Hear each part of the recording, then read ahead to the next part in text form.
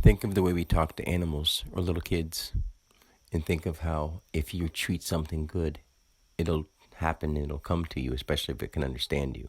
Say if you're treating your animal really well, your household animal, and you're like, oh, hey, kitty, I'm petting it and it's loving it. But if at the same time you're having a bad day, you're like, get out of here, and you kick the cat, it runs away. And then when you go to get to the cat again, it stays back because it's like, hey, you were mean to me. In that same way, eventually, if you start eating the right foods and not putting things in your system that are animal, and you put plants in your system, plants that you can talk to. You can talk to plants just like you can talk to animals. Now, move that way that you talk to plants or animals as a pet when you're a loving pet owner, and think about a loving plant owner. Okay, we know there's people that are florists and people are gardeners that talk to their plants. And when they talk to their plants, they have all kinds of they talk to them knowing they're alive, and they have all kinds of really good growth, and they have really good gardens, and they seem to cooperate with them, and they understand them, right? Well, now we're moving on to a point where the human is an animal, one of the animal kingdom, a mammal. Of course, it's not just an animal, that's a word. It just means we're animate and we can move around. And the human is blessed with the divine mind. The ideas of time, the ideas of past and present, the ideas of creating and actually witnessing their creations. So the weird thing now is to realize that if you don't eat any meat for long enough, and not just that, you love the world that you're in, the minerals, the rocks, the plants, the fruits and vegetables, the stuff you eat. If you treat them well and you grow the right ones that want you, and they understand that you are going to ingest them to feed or to propagate them in your body, you will actually have more energy from eating the littlest things like seeds or sprouts that can regrow in water. If you can break off a stem or a root of something and put it in water and it can grow, you can eat that and it will grow in your body. But it'll grow into you. It'll grow into your mass. Your mass wants some of those nutrients. Now you find the right plants with those compound of nutrients, you put them in your body. And as you put them in your body, you talk to them. And as you talk to them, they start listening. And as you do it for long enough, they listen to the point where you say, I'm going to put this in, I'm going to eat this. And the thing that you're eating, hopefully was something you grew and you could talk to. And you could realize that it's living, because once you put it in you, you're going to live more from eating it. Of course it's living, duh. And you don't think about it. Why would you want to kill something? You'd want to grow something and pluck a piece off, and that can keep continuing, and eat that part.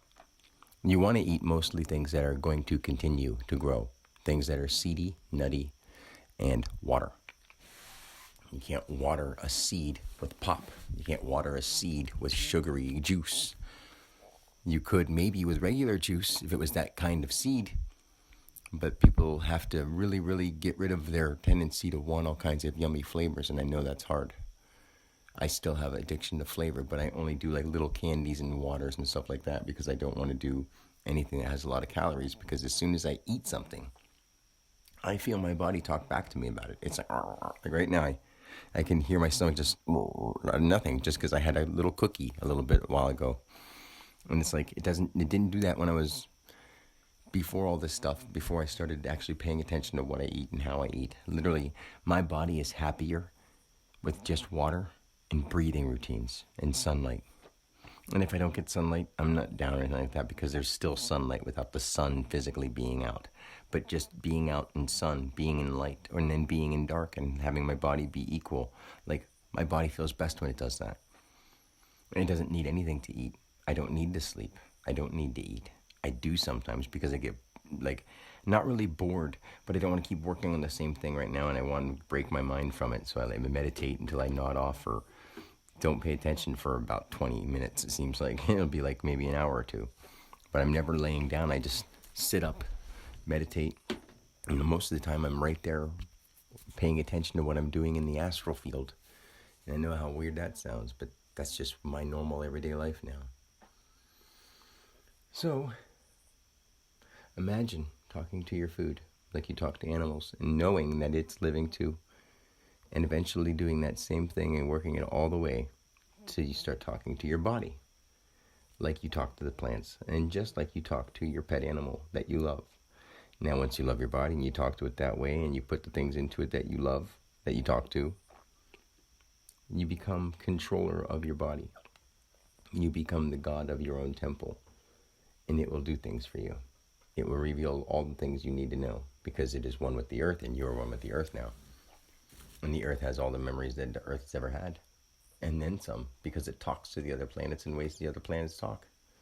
It has spiritual entities and energies that have been through it, that are in the memory, that can immediately tell you truths. All things were here, but not one was meant to be looked at as it was more important than the others. They all fought wars and battles. They all fought and struggled. They all had to try really hard and develop, but none of them were awake.